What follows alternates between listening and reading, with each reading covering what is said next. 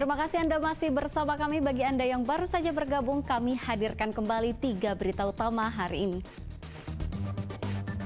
Tolak penggusuran, warga terlibat adu mulut dan adu bentrok dengan Satpol PP di Kabupaten Deli Serdang. Miris, 1 harimau Sumatera di Medan Zoo mati.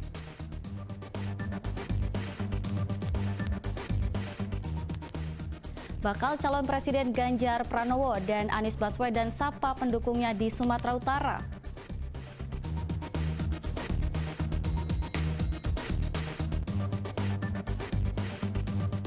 Di lokasi lainnya, Prabowo Subianto berkunjung di pondok pesantren di Lamongan dan Jombang, Jawa Timur.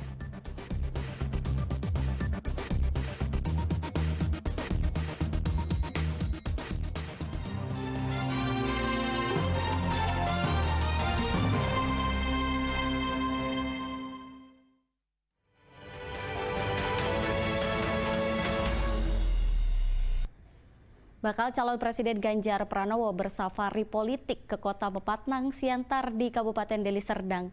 Ganjar menyapa pendukungnya dan sejumlah relawan dari berbagai kalangan. Tiba di Museum Simalungun, Ganjar Pranowo disambut oleh tarian Tortor Somba Simalungun.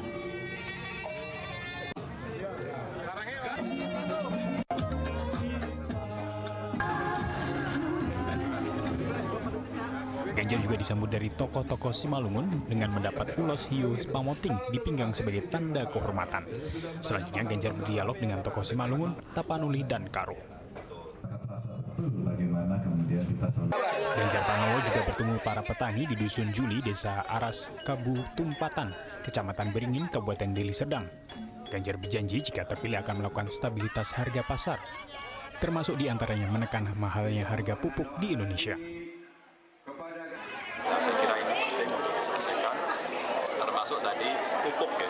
Dalam pupuk merata di seluruh Indonesia, mereka menyampaikan ada kesulitan. Maka penting untuk satu mendata siapa penerima pupuknya, distribusinya harus tepat sasaran dan ini digitalisasi sehingga siapa berhak, siapa tidak berhak, karena namanya subsidi itu harus tertutup. Selanjutnya Ganjar bersama tim kemenangan juga bertemu dengan masyarakat Jawa di kawasan Batangkuis. Di lapangan Tumpatan Nibung, Kecamatan Batangkuis, Kabupaten Deli Serdang, Ganjar menghadiri gebiar seni budaya. Ganjar disambut dengan tarian Jaran Kepang yang dimainkan oleh seluruh penari muda dari berbagai daerah di Sumatera Utara.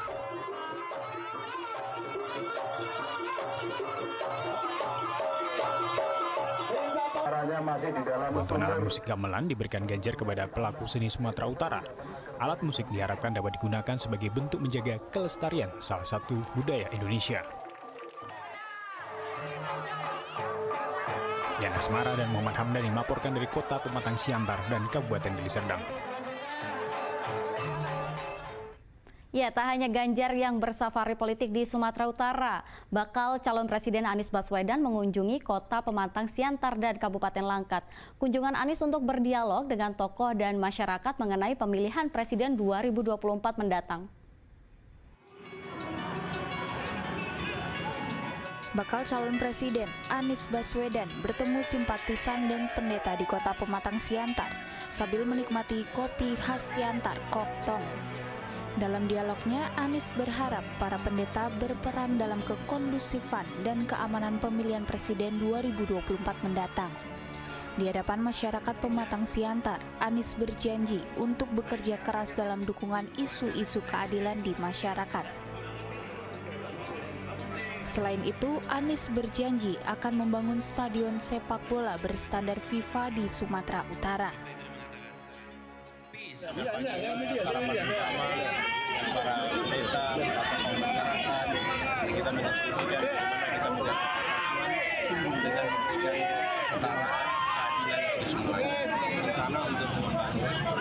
Stadion standar FIFA rencananya di mana, Pak? Nanti kita akan punya tempat yang kita bisa gunakan untuk kegiatan olahraga sepak bola standar FIFA, tapi juga kegiatan seni, budaya, keagamaan dan lain-lain. Nanti Tiba di Kabupaten Langkat, kedatangan Anies Baswedan juga disambut oleh ribuan kader partai, warga di Gedung Majelis Adat dan Budaya Melayu di Jalan Proklamasi.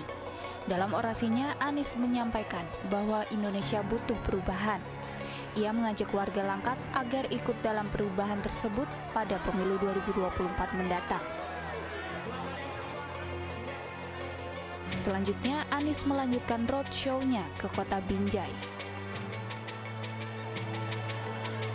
Yan Asmara dan Muhammad Hamdani melaporkan dari Kota Pematang Siantar dan Kabupaten Langkat.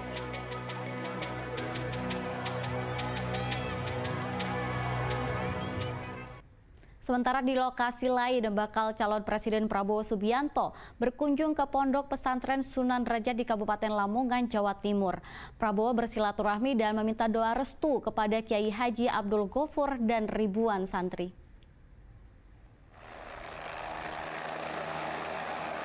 Menggunakan helikopter, bakal calon Presiden Prabowo Subianto mendarat di lapangan Desa Banjarwati, Kecamatan Paciran, Kabupaten Lamongan, Jawa Timur pada Minggu siang. Prabowo disambut simpatisan dari kader Partai Gerindra serta warga sekitar. Tiba di Pondok Pesantren Sunan Derajat, Prabowo langsung menemui Kiai Haji Abdul Ghafur secara tertutup selama 10 menit. Prabowo kemudian menyapa ribuan santri Ponpes Sunan Derajat itu. Di depan ribuan santri serta ustaz, Prabowo berterima kasih atas sambutan dan dukungan yang diberikan. Ia pun menjelaskan banyak hal, mulai dari kekayaan sumber daya alam yang dimiliki Indonesia, kemandirian pesantren hingga kesejahteraan guru. Prabowo juga berjanji akan meneruskan perjuangan Presiden Jokowi.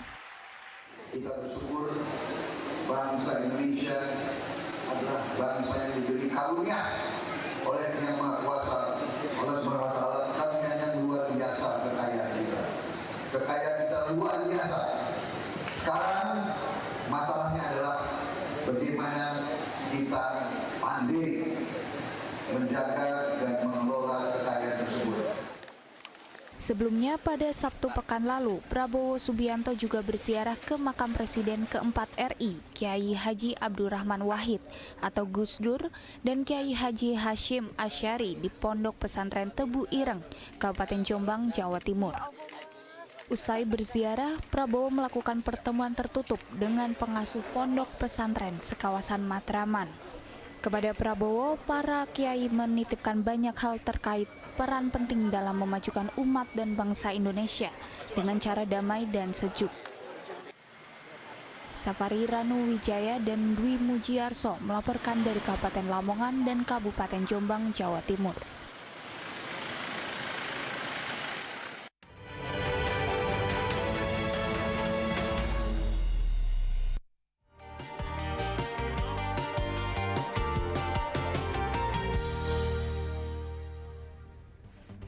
Ya, informasi tersebut mengakhiri berita Medan hari ini. Saya Teatrika Putri berterima kasih atas perhatian dan kebersamaan Anda.